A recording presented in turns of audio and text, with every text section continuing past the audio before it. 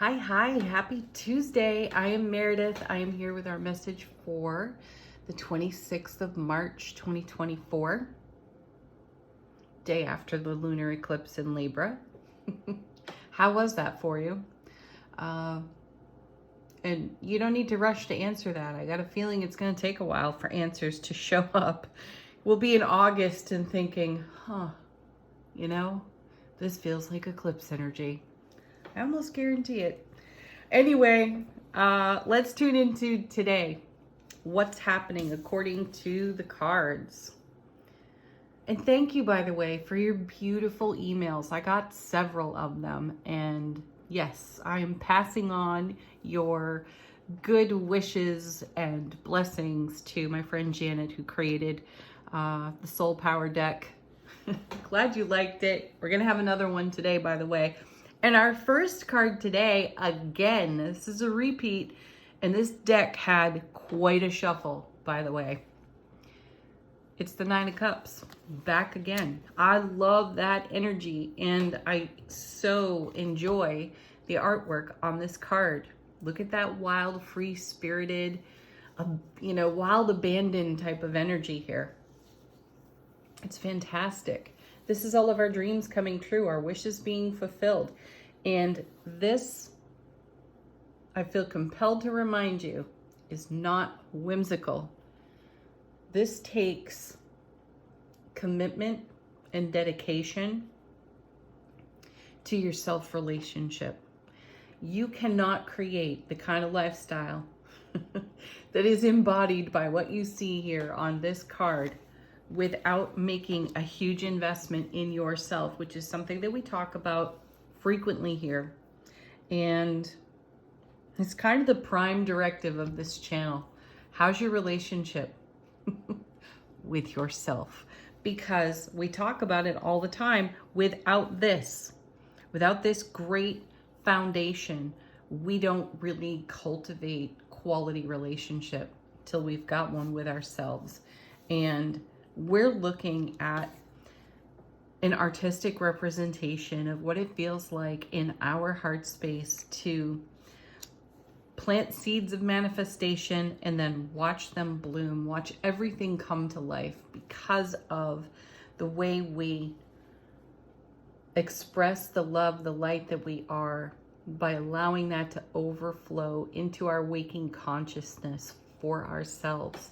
And then we become incredibly divine magnets for all good things.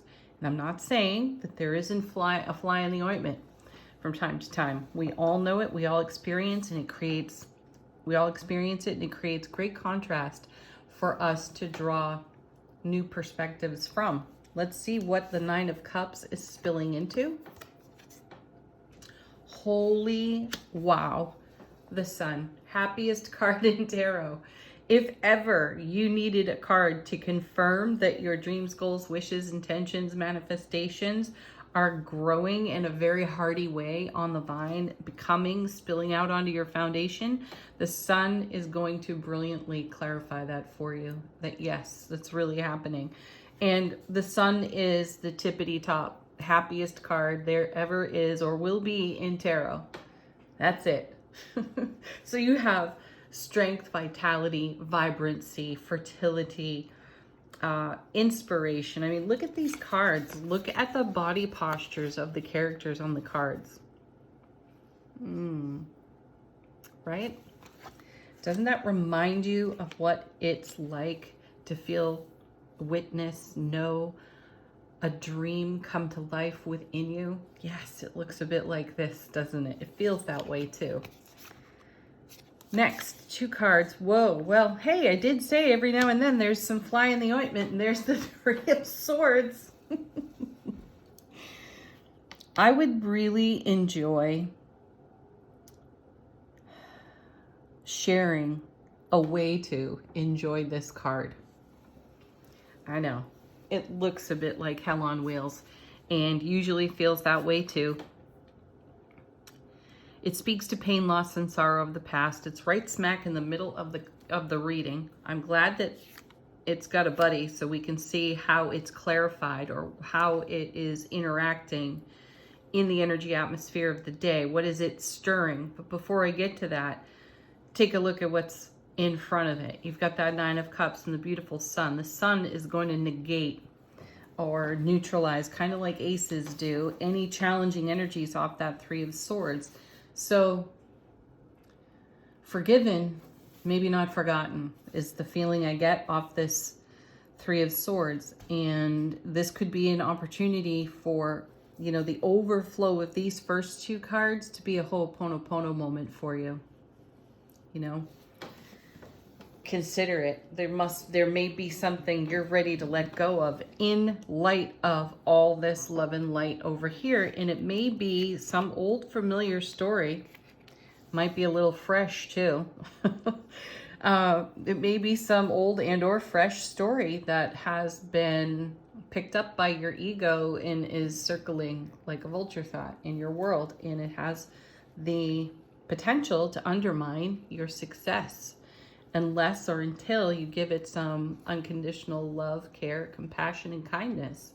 This is a card that invites us to validate ourselves. So if you'd like to find a way to enjoy the Three of Swords, give yourself the validation. Don't go looking for it somewhere else from someone else. Having a real honest, authentic conversation with yourself and the divine, and talk about this pain, loss, and sorrow story that you have, and bring it some peace, right? Because look what's rolling up on your foundation here. The other thing that I like to talk about with the Three of Swords is that it creates silver linings, which we don't necessarily see in the moment of experiencing this Three of Swords. And I can tell you this could be as simple as a comment that somebody carelessly said or spoke and you took personally, right? And then you made it your own, and then you decided to live with it, and then you decided that this is the way things just are, and this is how you're going to be treated, and so on and so on. That's how a Three of Swords gets started. It chips away at the value of our self-relationship because we feel attacked, threatened. Sometimes we feel abandoned when we see this card. And as hard as it is, you have to ask yourself, am I attacking myself? Am I abandoning myself here? It's a tough question. Though, when you have the Nine of Cups and the Sun, you've got the strength to ask those questions and perhaps settle out some long-standing energy that has to go so you can spread your wings and fly. So coming with, oh, good gracious, yes. There she is, High Priestess, coming with the Three of Swords. Y'all know what this is. Your inner voice is telling you about it. So here's some more tough love words. Take some self-responsibility and do the loving, healing work that only you can do for you. And reap the rewards of your own blessing of turning your incredible focus, your loving heart on yourself. Yeah. Listen to your inner guidance, even if it's leading you down the path to this Three of Swords, because this three it's got to be loved. It's got to be loved into wholeness. And I'm feeling a sense of gratitude is important to this process too. Let's see what else we have. Beautiful card, Six of Coins, not one we see often, and I really am happy to see it here because I see this as a divine conversation. It's a card about generosity, reciprocity. It's about sharing, giving, receiving, in a harmonized and balanced way, because all sixes bring harmony and balance. So sitting next to the High Priestess, our inner oracle, inner voice, intuitive gifts of all kinds, that is paired with the Three of Swords, the most generous thing you can do for yourself is love yourself wildly through anything connected to this three. Next, yeah, look at that. Ten of Wands. And another card I'd like to upgrade with its definition. It's so often limited to setting down a burden or carrying a burden. This Ten of Wands could be the weight, the burdensome, energetic weight of the Three of Swords, though. In the upgrade of the definition of this card, you've got the Ace of Wands to the power of 10, which is vitality, kind of like the sun over here, fire, passion, creativity, motivation, ambition, skill, talent. That's incredible energy. And I call this card a card of great resource in tarot because we have everything we could possibly require. We're carrying it with us. So if we're still carrying the Three of Swords and our intuition is talking to us about that, it's time to bring all of your amazing resource to bear on this Three of Swords. So take a look yet again. This 3 is surrounded by a 9 of Cups, the Sun, the 6 of Coins, 10 of Wands, and the High Priestess. It's here to be loved into wholeness. So blessings to you on your journey through that, whatever it is, whatever it may be, and however you are going to love yourself through it. Blessings to you. All right, bottom of the deck. What's not so obvious to us, and how is the universe helping us behind the scenes? Nice. Emperor. Such a great card. And, you know, that's strong, strong Aries energy. One thing you can appreciate about Aries, many things you can, though this one in particular, there's no verbal clutter within Aries. And I definitely appreciate a lack of verbal clutter. Get to the point. Speak your truth, even if it's blunt. And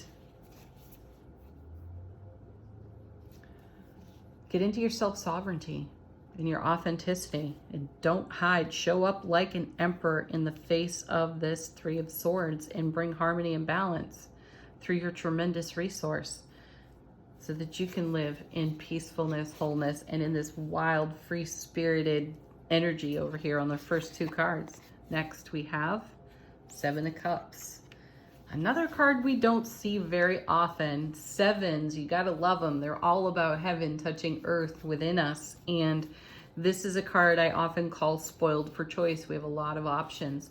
And why wouldn't we? Why wouldn't we? Coming through an eclipse, as we just have, and, you know, still saturated with that energy in the now, new options, new opportunities maybe showing up in front of us. And we perhaps need to stand up like an emperor would and take command, take the throne in our own lives here and make some definitive choices. Speak your heart out in conversation with yourself in the mirror if you have to get down to whatever it is you're going to choose.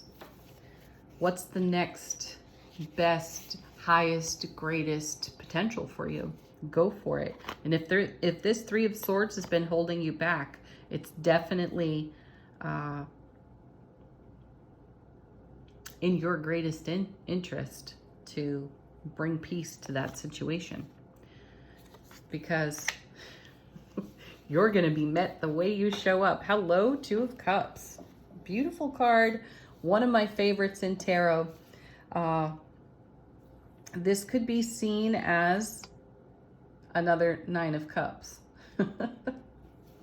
So what I'm sensing here is there's something in the way of creating the 9 of Cups a second time fully in the reading because of some indecision over here on the 7 and the need to stand up, sit down like an emperor, and be decisive.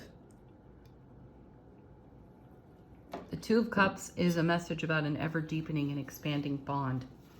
And what are you deepening here? Are you so connected to this 3 in light of all this other amazing energy on offer to you that you can't quite see the forest for the trees? So clear the horizon for yourself and show up in the way you desire to be met. So if you've got some kind of pebble in your shoe, it's time to deal with it. I know I'm repeating that, yet the message persists from one card to the next. And then you have the Ace of Coins, a brand new opportunity, a fresh start. This is a great portal card in tarot too. It's a card of great love and lots of prosperity, lots of opportunity, which you also have here with the 7.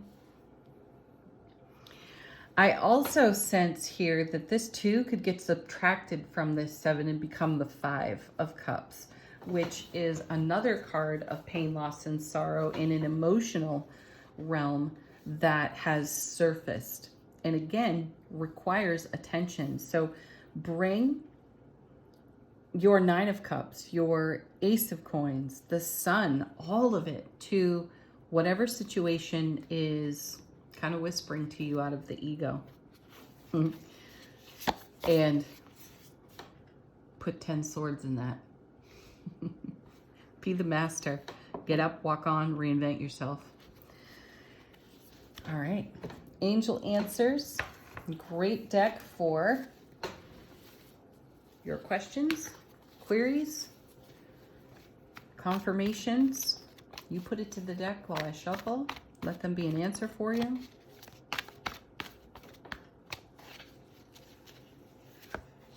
There's a backup to the Emperor's energy right there. Be assertive.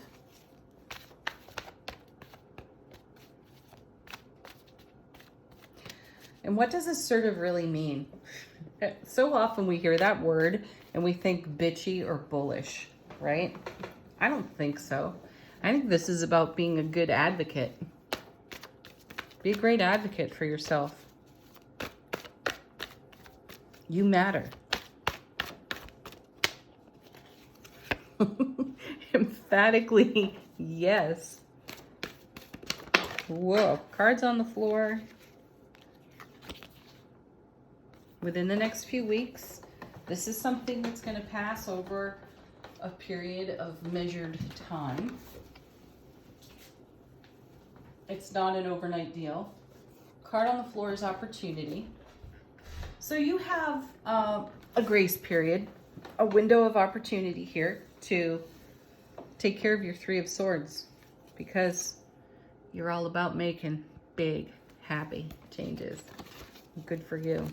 All right, final word on the reading from this gorgeous new Soul Power deck.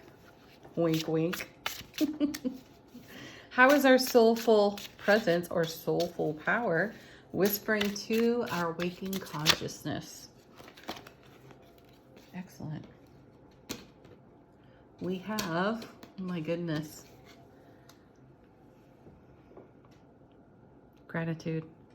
Didn't I mention gratitude? So an attitude of gratitude here is going to help you a great deal. This will take you a very long way into the inner journey of your 3 of Swords, 2 of Cups, 9 of Cups, Sun. I don't know if I fully explained moving into that potential 5 of Cups if you subtract the 2 from the 7. You know, the 5 of Cups is a bit of an emotional challenge, but it indicates the change is needed. So make the change. And then bring the full-on overflow of your 9 of Cups. Have a beautiful Tuesday, everyone. Peace, love, joy, happiness. Namaste.